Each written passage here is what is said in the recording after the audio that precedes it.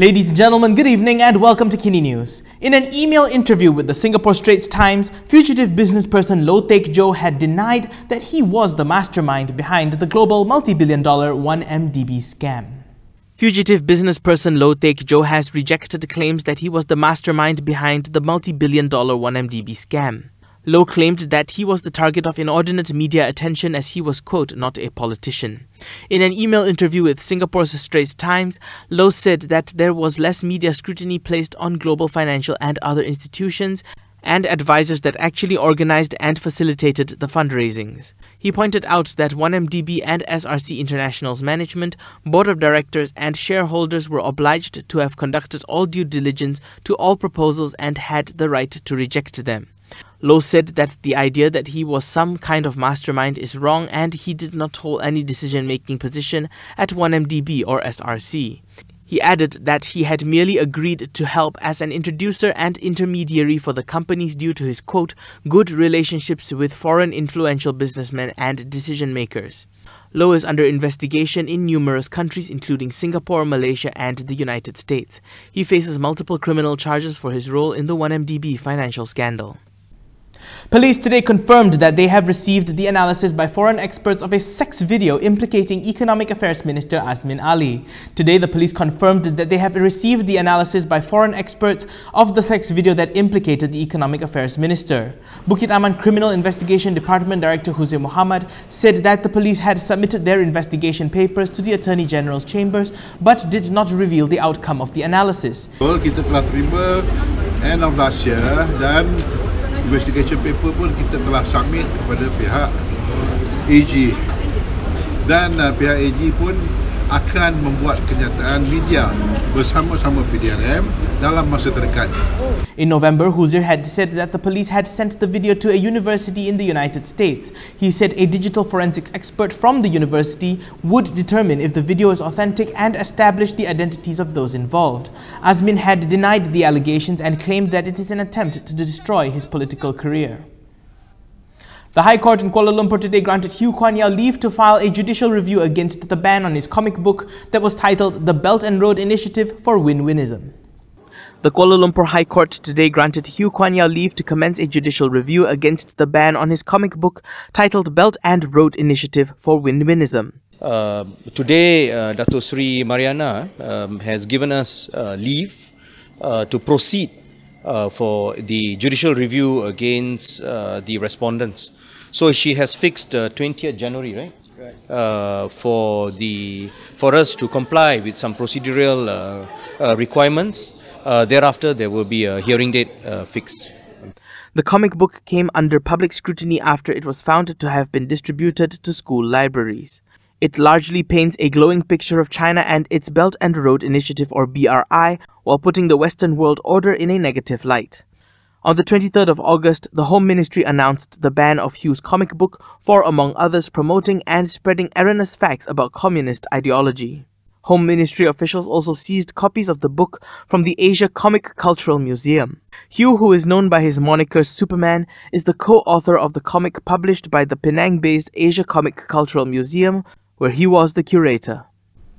So journalists were informed today that Transport Minister Anthony Low would have a press conference on motorcycle ride-sharing services at the Pasar Seni LRT station. However, they did not expect him to arrive using the service itself. Transport Minister Anthony Low today carried out a spot check on the newly launched motorcycle ride-sharing services by ordering a Digo ride to Pasar Seni this morning. He said he took a ride from the Kuala Lumpur Police Headquarters to the Pasar Seni LRT station to make sure the initiative was safe for passengers. Memang saya tidak memaklumkan kepada pihak Digo Ride untuk mengambil perkhidmatan ini dan rider tersebut pun tak tahu siapa yang beliau bawa sehingga saya turun tadi. Ini buat secara spot check untuk lihat sejauh mana mereka mematuhi peraturan-peraturan keselamatan. Low said that the rider obeyed traffic regulations and did not speed. He also advised riders to obey all safety rules. He added that the ministry will monitor them from time to time and more spot checks will be conducted on other service providers. Digo Ride commenced services this year alongside another ride-hailing service, Grab, who also began rolling out their motorcycle ride-sharing service. Motorcycle e-hailing services were given special approval from the cabinet to proceed with a 6-month trial starting this year. The Kimanis by-election is underway and UMNO Vice President Ismail Sabri Yaakob has a suggestion for Bersih. UMNO Vice President Ismail Sabri has called for Bersih to hold a rally to protest against the use of government resources in the Kimanis by-election. He said that Bersih would have held a rally if this was done by the previous Barisan Nasional-led ruling coalition. Kalau waktu Barisan Nasional dulu mereka bergerak di jalan raya dengan baju kuning dan sebagainya. Saya menunggu-nunggulah Bersih untuk berarak semula di jalan raya dengan baju kuning mereka kerana beberapa pilihan raya lepas dah jelas bahawa pihak kerajaan melanggar akta kesalahan pilihan raya.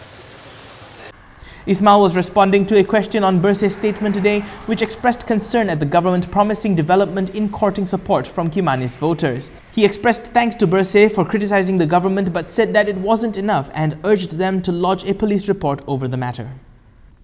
Now moving on to international news, Australian officials took advantage of better weather on Monday to reopen roads blocked by wildfires and evacuate people to safety. Light rain and cool winds brought some relief from heatwave-fueled blazes that ripped through 2 states in Australia over the weekend. But officials warned the hazardous weather conditions are expected to return later in the week. Authorities redoubled their efforts on Monday to provide supplies and repatriate thousands of people who have been trapped by fire in coastal towns for several days. Residents in small towns across the country waited for news on what remains of their homes and businesses. Hundreds of properties were damaged, but authorities said the mass evacuations of residents prevented major loss of life. 24 people were killed across the country since the start of the wildfire season.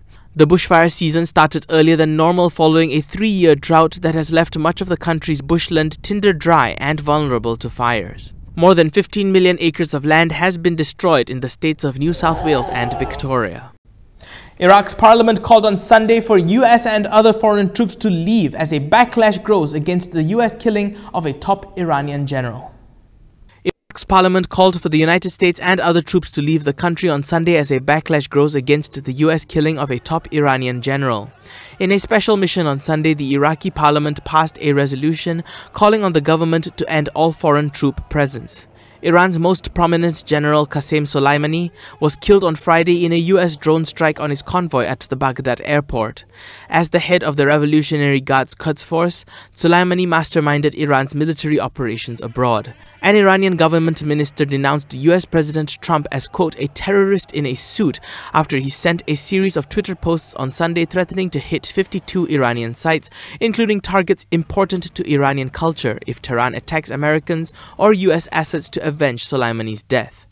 Democratic critics of the Republican president have said that Trump was reckless in authorizing the strike, and some said his comments about targeting cultural sites amounted to threats to commit war crimes. Many asked why Soleimani, long seen as a threat by US authorities, had to be killed now. Around 5,000 troops remain in Iraq, mostly in an advisory role. Before we wrap up, ladies and gentlemen, here are some other news highlights from today.